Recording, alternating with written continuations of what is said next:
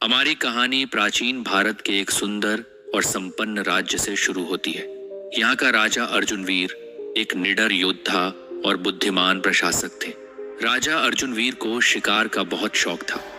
उनके साथ उनका वफादार और समझदार मंत्री धर्मदत्त हमेशा रहते थे। राजा अपनी प्रजा के सुख दुख का ध्यान रखते थे और राज्य के विकास के लिए समर्पित थे। एक दिन राजा अर्जुनवीर ने शिकार पर जाने का निश्चय किया। उनके साथ मंत्री धर्मदत्त भी थे। घना जंगल हर तरह के जंगली जानवरों का घर था। राजा ने जंगल में घुसते ही एक सुंदर हिरण देखा। उनकी आंखों में चमक आ गई। उन्होंने धनुष पर तीर चढ़ाया और निशाना साधा।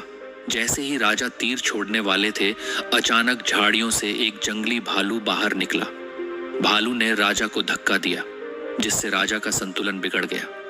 तीर हिरण की बजाय एक पेड़ पर जा लगा और राजा के हाथ से धनुष छूट गया। इससे राजा की उंगली कट गई और खून बहने लगा। राजा ने दर्द से चीखते हुए अपनी कटी हुई उंगली देखी। मंत्री धर्मदत्त ने स्थिति को शांत करने की कोशिश करते हुए कहा, महाराज, चिंता मत करें, जो होता है अच्छे के लिए होता है। लेकिन राजा दर्द और गुस्से में थे। राजा इस बात से और भी गुस्से में आ गए।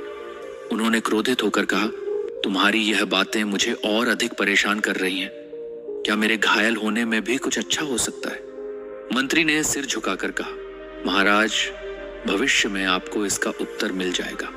लेकिन राजा ने आवेश में आकर मंत्री धर्मदत्त को अपने साथ से अलग होने का आदेश दिया। धर्मदत्त ने राजा की आज्ञा को स्वीकार करते हुए राजा का साथ छोड़ दिया और अपनी यात्रा शुरू की।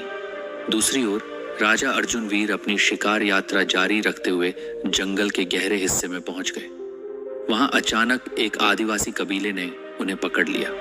यह कबीला नरबलि देकर अपने देवी देवताओं को प्रसन्न करने के लिए कुख्यात था।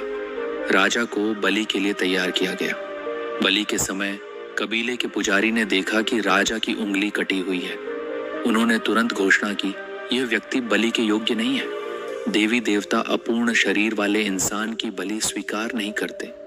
यह सुनकर कबीले के लोग राजा को छोड़ने के लिए मजबूर हो गए। इस घटना के बाद राजा अर्जुनवीर को एहसास हुआ कि मंत्री धर्मदत्त की बात कितनी सटीक थी। जो होता है अच्छे के लिए होता है। ये वाक्य उनके दिमाग में गूंजने लगा। उन्होंने तुरंत मंत्री को खोजने का निश्चय किया। कुछ घंटों की खोज के बाद उन्होंने धर्मदत्त को नदी के किनारे ध्यान करते हुए पाया और उन्हें गले लगाकर माफी मांगी। राजा ने सारी घटना सुनाई और पूछा, मंत्री जी, मेरी उंगली कटी, इसमें भगवान ने मेरा भला किया, लेकिन तुम्हें मैंने अपमानित करके भगाया, इसमें तुम्हारा क्या भला हुआ? मंत्री धर्मदत्त मुस्कुराते हुए बोले, महाराज, यदि मैं आपके साथ होता तो आदिवासी मुझे बलि के लिए चुन लेते, क्योंकि मैं पूरी तरह स्वस्थ हूं। इसलिए भगवान जो करते हैं अच्छे के लिए ही करते हैं। इस कहानी से हमें यह सीख मिलती है कि जीवन में जो भी होता है वह किसी न किसी अच्छे उद्देश्य के लिए होता है। भले ही हमें तुरंत समझ न आए, जीवन की हर परिस्थिति को स्वीकार करना और उससे सीख लेना ही सच्ची बुद्धिमानी है। अगर आपको हमारी ये कहानी पसंद आई हो और इससे कुछ नया सीखने को मिला हो तो हमारे चैनल को सब्सक्राइब करना न भूलें। ऐसी ही कहानियों के लिए जुड़े रहें और वीडियो को लाइक और शेयर जरूर करें। आपका सपोर्ट हमें और बेहतर वीडियो बनाने के लिए प्रेरित करता है। धन्यवाद।